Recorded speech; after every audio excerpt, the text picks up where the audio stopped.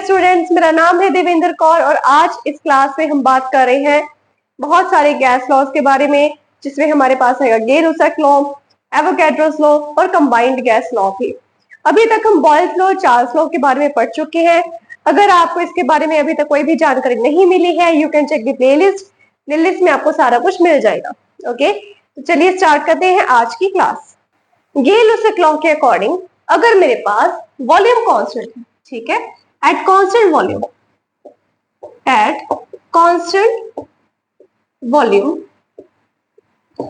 pressure of a fixed amount of gas,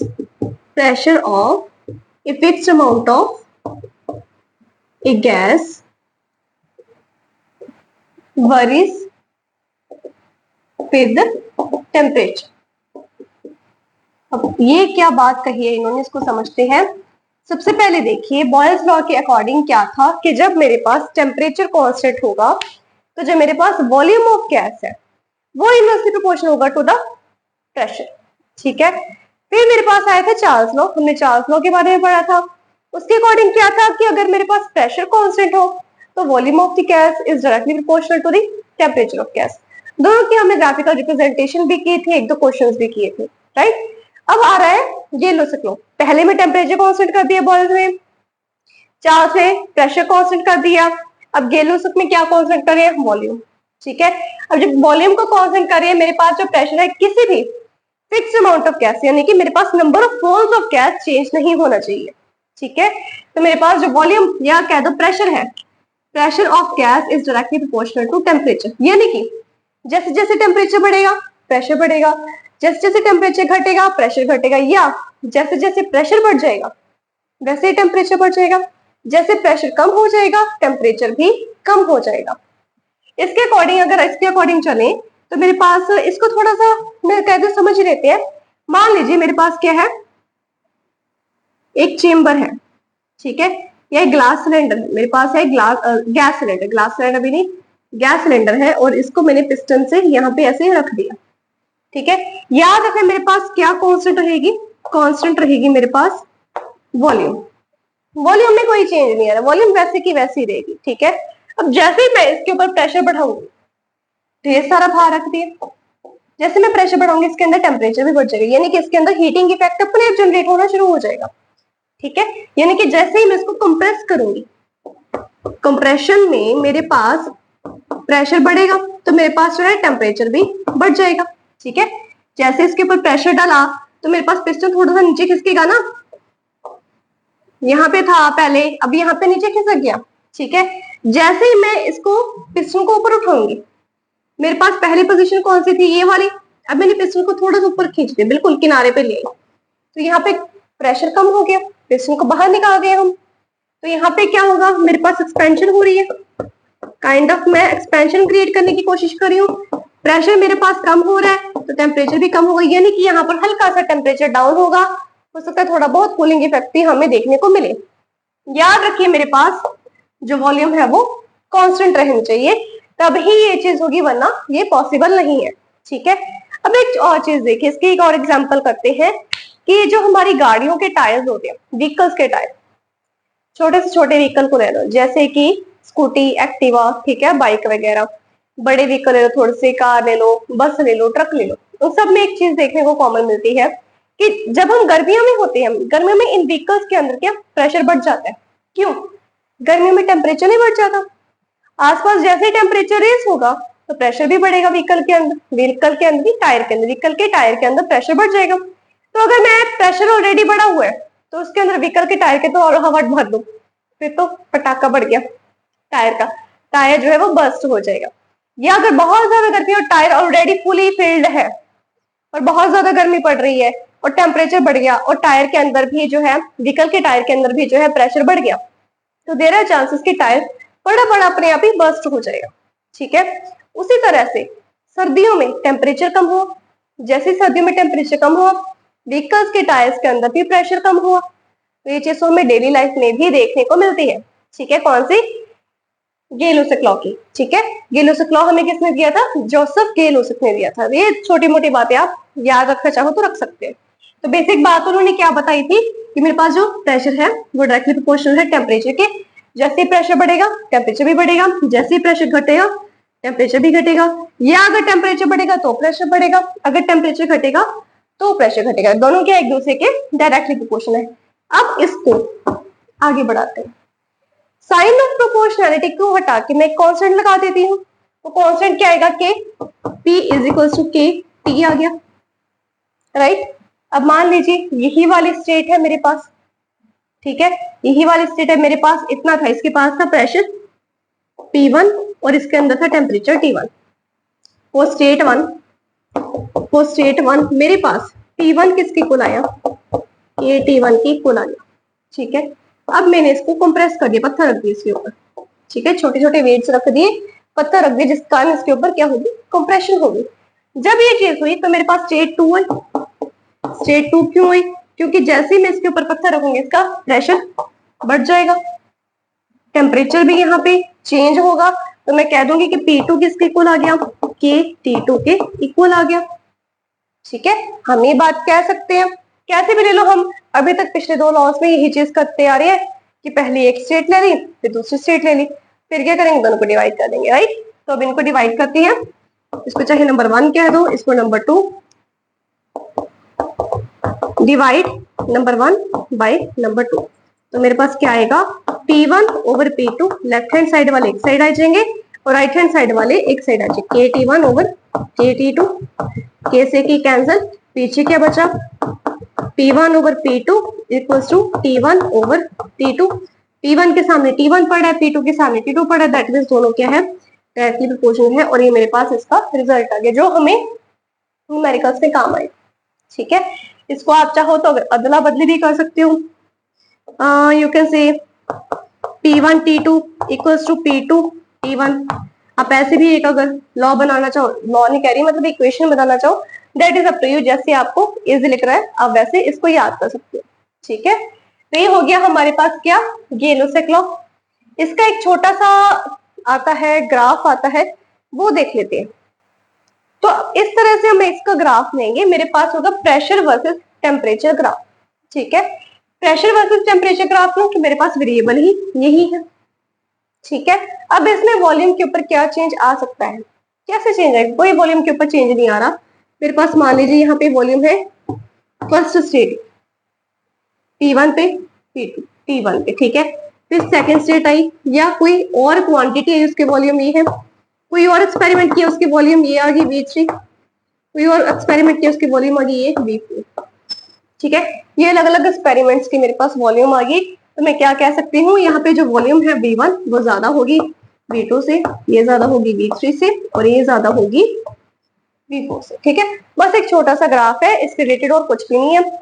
जो इनकी numerical practice है उसके लिए मैं अलग से वीडियो बनाऊंगी। आज सारे न्यूमेरिकल्स नहीं करते, आज एक कुछ हल्के फुल्के लॉस है, इजी लॉस है, वो कर लेते हैं। अगली वीडियो में, जो अगली वीडियो आएगी उसके ऊपर सारी न्यूमेरिकल प्रैक्टिस होगी, ठीक है। That video will be specially the problems based on the gas laws, ठीक है। तो वो वीडियो आप मिस बिल्कुल भी मत कीजिएगा। तो चलिए अब शुरू करते हैं एवोगैड्रोस लॉ। एवोगैड्रोस लॉ के अकॉर्डिंग अगर मेरे पास सभी गैसेस को मैंने इक्वल कंडीशंस में रख दिया, कैसी कंडीशंस में? Same conditions of temperature and pressure में रख दिया, तो मेरे पास जो इक्वल वॉल्यूम होगी, सभी की वॉल्यूम जो इक्वल होगी, और उनके अंदर जो नंबर ऑफ मोल्स पड़े हैं, नंबर ऑफ मॉलिक्यूल्स है, मोल्स नहीं, नंबर ऑफ मॉलिक्यूल्स जो है इक्वल होंगे। इस चीज को समझते हैं कि जो इक्वल वॉल्यूम होगी सभी गैसेस की, it will also contain equal number of molecules.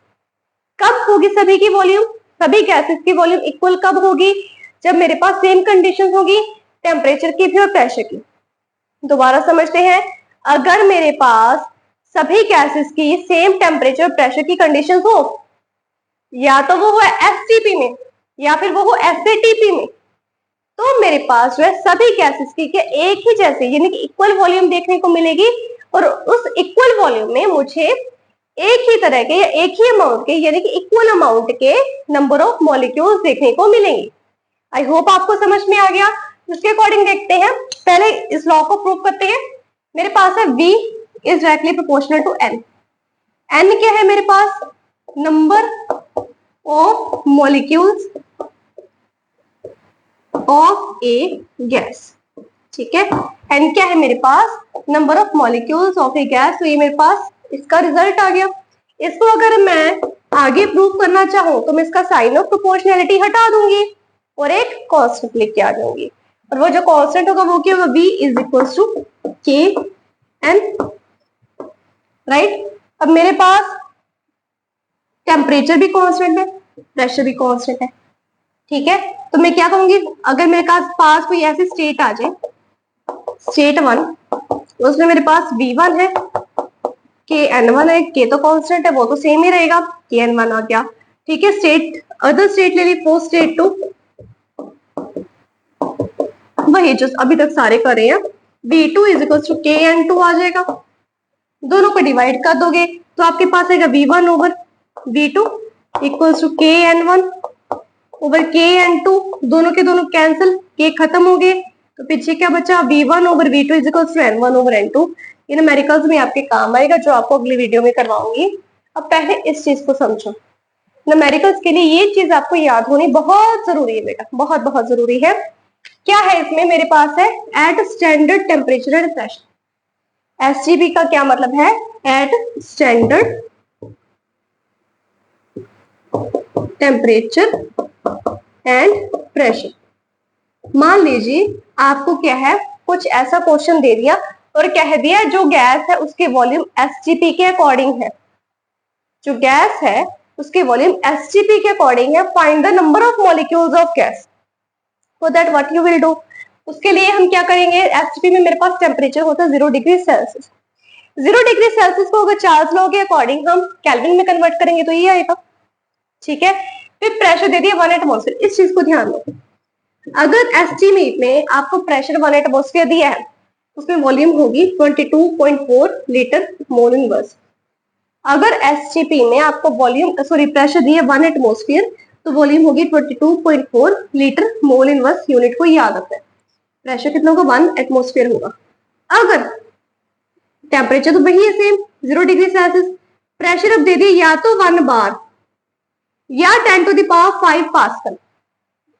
अब देखो, अगर पहले तो था प्रेशर 1 एटमॉस्फेयर, तब वॉल्यूम आई, मोलर वॉल्यूम आई 22.4 लीटर मोल इनवर्स, ठीक है। कब, स्टैंडर्ड टेम्परेचर एंड प्रेशर में। जब मेरे पास प्रेशर को चेंज कर दिया, उसका यूनिट चेंज कर दिया, यानी कि अब है 1 बार या 10 टू द पावर 5 पास्कल, उस केस में मेरे पास वॉल्यूम आएगी 22.71 लीटर मोल इनवर्स। इनवर्स डालना भूल गई, उस वक्त वॉल्यूम थोड़ी सी चेंज होगी, छोटा सा चेंज आएगा, that will B 22.71 litre mole inverse. इसको आप याद रखो। फिर आता है standard ambient, standard ambient temperature and pressure. Standard ambient temperature and pressure के अकॉर्डिंग मेरे पास टेम्परेचर अब क्या 0 डिग्री सेल्सियस नहीं है, वो रूम टेम्परेचर आ गया, ठीक है। रूम टेम्परेचर कितना लेते हैं हम, 25 डिग्री सेल्सियस। इसको चार्ल्स लॉ लगा के केल्विन में कन्वर्ट करेंगे तो आएगा 298.15 केल्विन। अब इसमें मेरे पास प्रेशर भी 1 बार है, ऊपर वाले जैसा 1 बार है, 1 बार 10 टू द पावर 5 पास्कल के इक्वल होता है। ये भी अगर आप याद रख लेंगे तो आपके लिए बेटर होगा, ठीक है। अब उसमें मेरे पास वॉल्यूम कितनी आएगी, उस केस में मेरे पास वॉल्यूम आएगी 24.789 लीटर मोल इनवर्स। वॉल्यूम में थोड़ा सा चेंज आएगा, यहाँ पे 22 कुछ थी, यहाँ पे 24 समथिंग आ गई, बट आप अगर एग्जैक्ट वैल्यू याद रखोगे तो आपके लिए थोड़ा इजी हो जाएगा न्यूमेरिकल को सॉल्व करना, ठीक है। ये मेरे पास आ गई स्टैंडर्ड कंडीशंस, वो स्टैंडर्ड कंडीशंस जिसकी इसके अंदर बात की है, सेम कंडीशंस या स्टैंडर्ड कंडीशंस की जो बात हुई है इसके अंदर, वो सारी चीजें यहाँ पर आ गई, ठीक है। अब इसको आगे पढ़ते हैं, यहां तक मेरे पास आ गया था, ठीक है। अब मुझे निकालना है एन। एन क्या है मेरे पास, नंबर ऑफ मॉलिक्यूल्स। अब इसको थोड़ा सा मुझे इरेज करना पड़ेगा, इसको अगर आप नोट करना चाहो तो नोट कर लो, ठीक है। मेन ये पार्ट है नोट करने वाला, जितना हो सका तो इसको नोट कर लो, ठीक है। इसको मैं थोड़ा सा भी इरेज करूंगी, कुछ पार्ट ही इरेज करने वाला है इसका। देखिए मेरे पास V की वैल्यू आ गई इक्वल टू के एन। अब मुझे निकालना है एन। एन क्या है, नंबर ऑफ मॉलिक्यूल्स। किसी भी गैस के नंबर ऑफ मॉलिक्यूल्स किसके ऊपर डिपेंड करेंगे, mass of the gas upon molar mass of gas. मुझे गैस नहीं गिवन, लेट अस अज्यूम मुझे एक क्वेश्चन आ गया कि मुझे कह दिया गया कि एक्स गैस है, एक्स गैस का मास है 1 ग्राम, उसका एन दे दिया कुछ, मुझसे मोलर मास फाइंड आउट करने को कह दिया, तो मैं ये यूज करूंगी, ये फॉर्मूला होगा। ठीक है, अब ये फॉर्मूला होगा तो एन आ गया मेरे पास, मास ऑफ गैस को स्मॉल एम ले लेते हैं, मोलर मास को हम कैपिटल एम ले लेते हैं। ठीक है, अब इस चीज को, इस वैल्यू को मैंने यहां इसके अंदर फिल कर दिया, तो मेरे पास v किसकी इक्वल है, के एन की, एन की वैल्यू लिख देते के एम अपॉन कैपिटल एम। अब क्या करेंगे, मोलर मास निकालना है ना, तो मोलर मास इधर आ जाएगा, मोलर मास इधर आ गया, के एम अपॉन वी हो गया, के एम अपॉन वी हो गया। अब एम क्या है, मास ऑफ गैस, वी क्या है, वॉल्यूम ऑफ गैस। जब मेरे पास मास अपॉन वॉल्यूम आ गया, 9th क्लास से पढ़ते आ रहे हैं, मास अपॉन वॉल्यूम या मास पर यूनिट वॉल्यूम क्या होता है, मास डेंसिटी, या इसको सिंपली हम डेंसिटी भी बोलते हैं। जब मेरे पास मास अपॉन वॉल्यूम आ गया, डेंसिटी, इसकी वैल्यू फिल कर दी। ठीक है, तो कैपिटल एम आ जाएगा आपके पास के डी की इक्वल। ये भी मेरे पास एक काफी इंपॉर्टेंट रिलेशन है जो कि आपके न्यूमेरिकल्स में काम आ सकता है, तो मैंने इसके ऊपर डबल स्टार लगा दिया, इसके ऊपर भी मैंने डबल स्टार लगा दिया। ठीक है, और वो कंडीशंस को आपने याद रखना है। क्लियर, तो इसके साथ आपका एवोगैड्रोस लॉ भी कंप्लीट हो गया। अब हम करते हैं आइडियल गैस इक्वेशन, जिसको हम कंबाइंड गैस लॉ भी कहते हैं। तो डियर स्टूडेंट्स, अब हम बात करते हैं आइडियल गैस की। आइडियल गैस एक ऐसी गैस होती है जो सभी के सभी गैस लॉज को फॉलो करे। आइडियल गैस क्या है, एक ऐसी गैस जितने भी हमने अभी तक गैस लॉज पढ़े हैं उन सबको फॉलो करे। ठीक है, और टॉपिक में क्या है, ideal gas equation. Ideal gas equation में हम क्या है, सिर्फ 3 गैस लॉज की मदद से उस इक्वेशन को निकाल लेते हैं।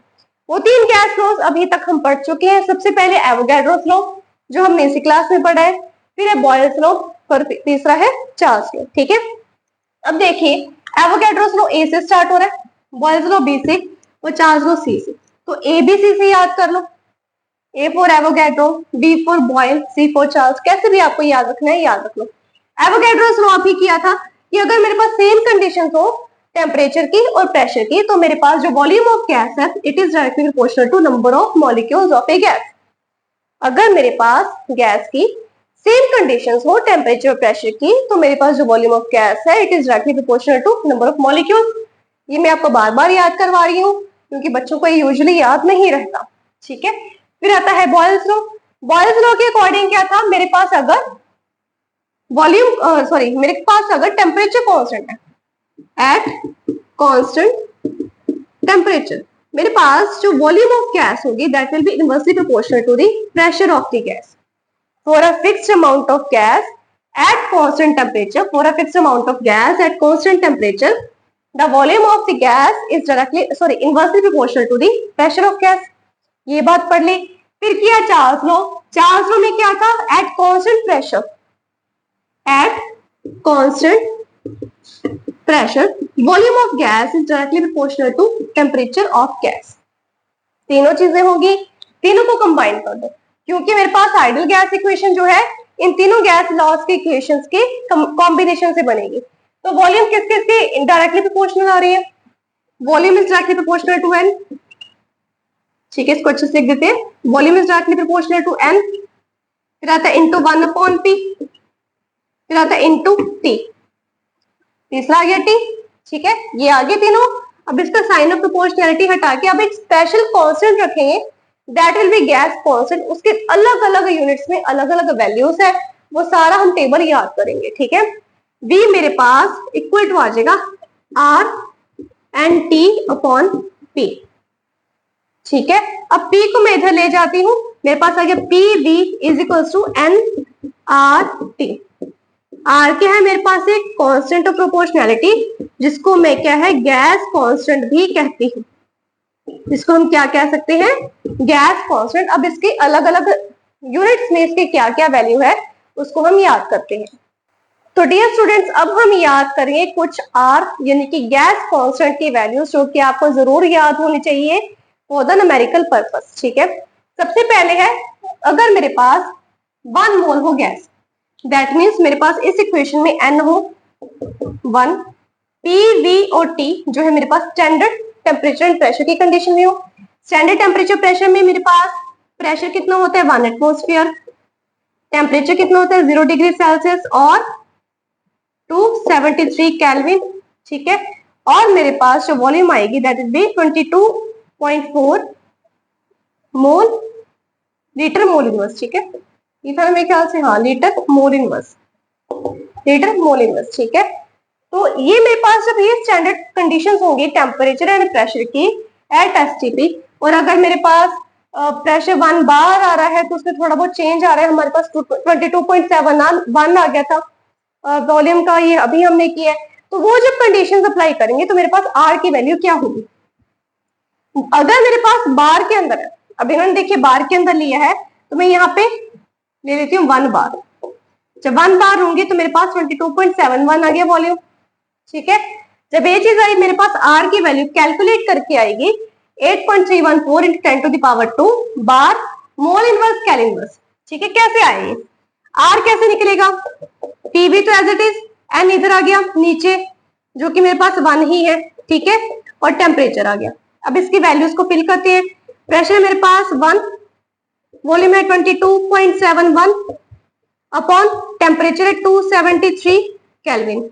अब ये केल्विन में है, ये मेरे पास आ गया मोल इनवर्स में, ठीक है, और प्रेशर आ गया मेरे पास बार में, राइट। उसके अकॉर्डिंग मेरे पास ये सारा क्या है, आर की वैल्यू आ गई 8.314 into 10 to the power 2 bar mole inverse litre inverse, ये वैल्यू याद रखो। उसके बाद अगर मैं बार की जगह पे 100 पास्कल मीटर क्यूब फिल कर दो, 1 बार की जगह पे मैं 100 सॉरी यहाँ पे 10 टू द पावर -2 आएगा, 10 टू द पावर -2 आएगा बेटा। तो जब मेरे पास देखिए आर की वैल्यू सॉरी बार की वैल्यू मैंने 100 पास्कल मीटर क्यूब कर दी, तो इसके साथ यहाँ पे लिख देती हूँ 10 टू द पावर -2 के पास साथ 100 मल्टीप्लाई हो गया, तो आपस में cancel, 10 to the power -2 means 1/100, उसको 100 से मल्टीप्लाई किया तो कैंसिल होके 1 आ गया, ठीक है। याद रखो मुझसे गलती हुई है, यहाँ पर आर की वैल्यू कितनी है 8.314 into 10 to the power -2 bar mole inverse litre inverse, ठीक है। और 1 बार की जगह पे जब मैंने 100 पास्कल मीटर क्यूब की वैल्यू को फिल कर दिया तो मेरे पास आर की वैल्यू होगी 8.314 पास्कल मीटर क्यूब, बार की जगह पे क्या आ गया pascal metre cube mole inverse litre inverse, ये तो याद हो जाएगा, ठीक है। अब मेरे पास जो है 1 जूल जो होता है 1 पास्कल मीटर क्यूब के इक्वल होता है, 1 जूल जो होता है 1 पास्कल मीटर क्यूब के इक्वल होता है। तो अगर मैं आर को यहाँ पर पास्कल मीटर क्यूब की जगह पे जूल भी भर दूं तो भी मेरे पास सही आंसर आएगा, सेम ही आएगा, दैट इज 8.314। अब थोड़ा सा न्यूमेरिकल पर्पस के लिए ये दोनों वैल्यूज को याद कर लो, क्योंकि ये वैल्यूज कम ही दी होती हैं। कई बार न्यूमेरिकल्स में सीधा कह देते कैलोरीज में आंसर निकालो आर का, या सीधा कह देते हैं लीटर एटमोस्फेयर में आंसर निकालो आर का, ठीक है। तो ये वैल्यूज आपको याद करनी पड़ेंगी, ठीक है।